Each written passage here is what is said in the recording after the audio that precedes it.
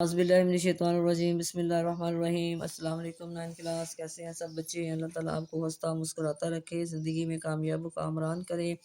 تو جی بچوں، آج ہم اردو کی کتاب آپ کی اس کا سبق نمبر 2 پڑھیں گے۔ اس میں نعت کے معنی نبی، جس میں نبی کریم خاتم النبیین صلی اللہ علیہ وسلم کی تعریف بیان کی گئی ہو۔ مقاصد تدریس، طلبہ کو صنف نظم اور نعت گوئی کے فن کے بارے میں آگاہ کرنا، طلبہ کو مولانا ظفر علی خان کی مختصراً علمی و ادبی خدمات سے روشناس کرانا، طلبہ کو مولانا ظفر علی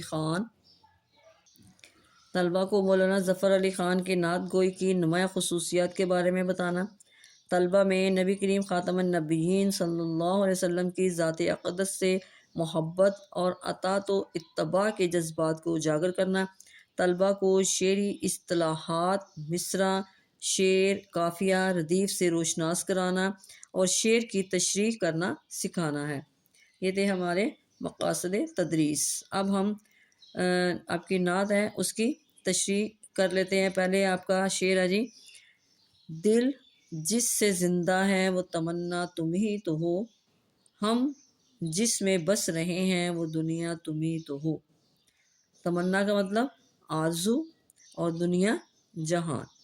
اب ہم اس کی تشریح کرتے ہیں۔ سب سے پہلے آپ نے مفہوم کی ہیڈنگ دینی ہے۔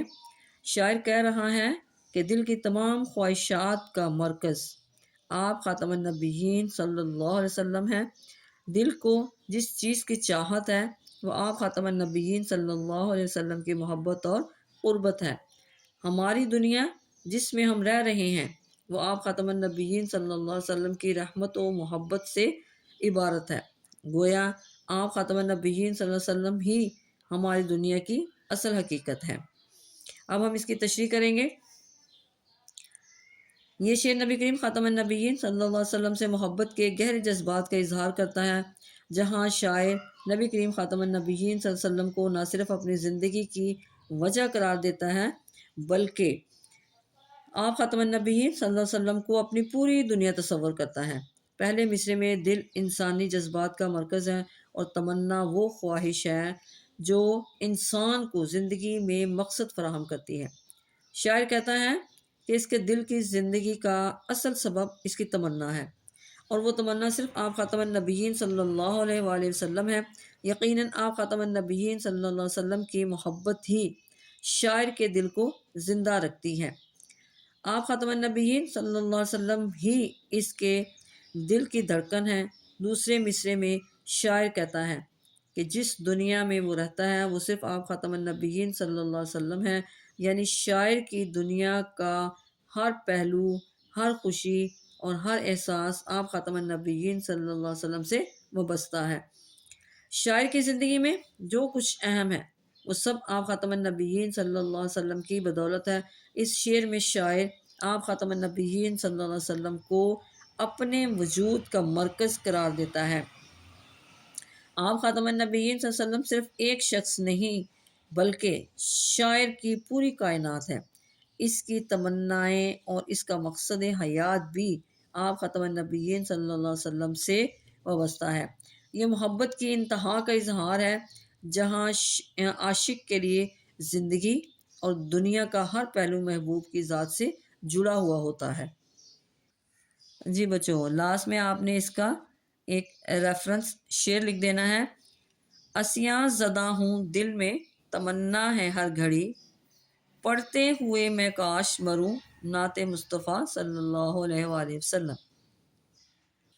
جی بچوں، اب دوسرا آگے آپ کا جی: پھوٹا جو سینہ شب تارے الست سے، اس نور اولین کا اجالا تم ہی تو ہو۔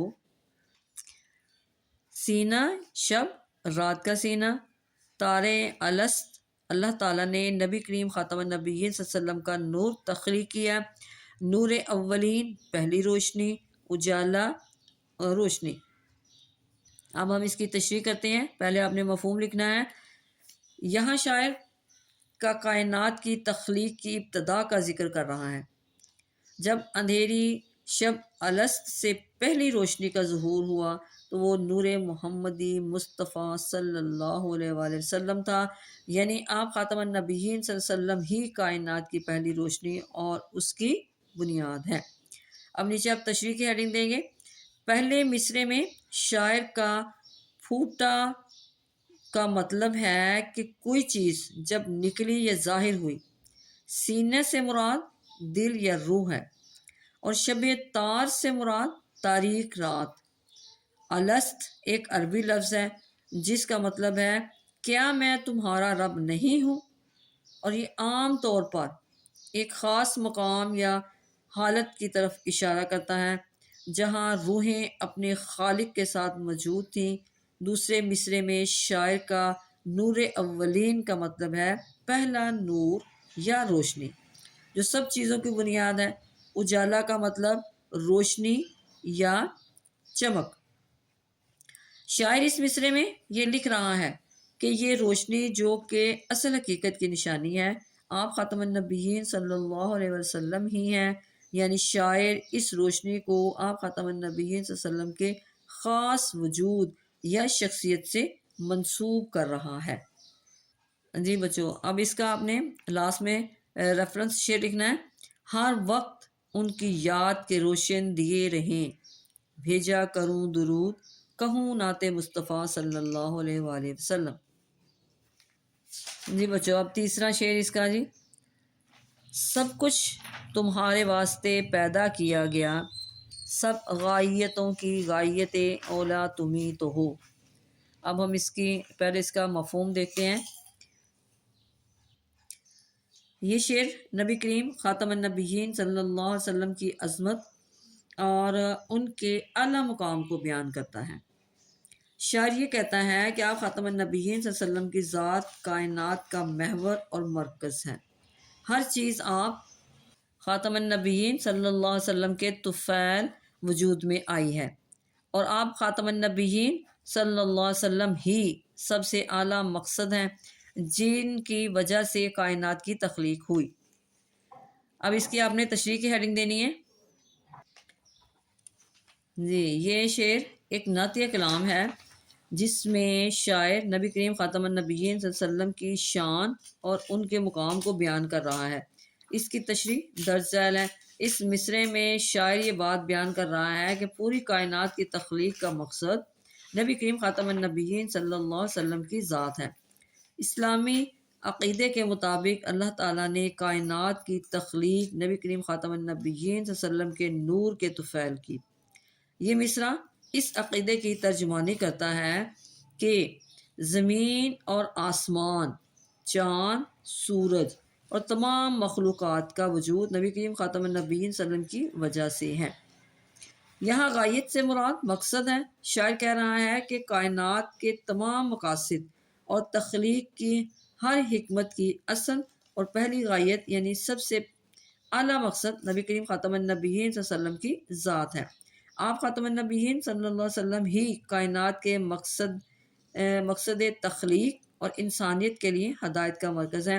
اللہ تعالیٰ نے تمام مخلوقات کو آپ خاتم النبیین صلی اللہ علیہ وسلم کے ذریعے ہدایت اور نور عطا کرنے کے لیے پیدا کیا۔ جی بچوں، اب اس کا آپ نے ریفرنس شیئر لکھنا ہے۔ اے کاش زندگی کو وہ لمحہ بھی ہو نصیب، روزے پہ جا کے جب میں پڑھوں نعت مصطفیٰ صلی اللہ علیہ وسلم۔ جی بچوں، یہ تھی آج کی ہماری نعت کی تشریحات، ان کو آپ نے اچھی طرح یاد کرنا ہے۔ جی بچوں، اگر کوئی بات آپ کو سمجھ نہ آئے تو مجھے آپ کمنٹس باکس میں لکھ سکتے ہیں، اور میرے اگلی ویڈیو آپ تک جلد پہنچے تو اس کے لیے آپ چینل کو سبسکرائب کریں، لائک کریں اور شیئر کریں۔ اوکے، اللہ حافظ۔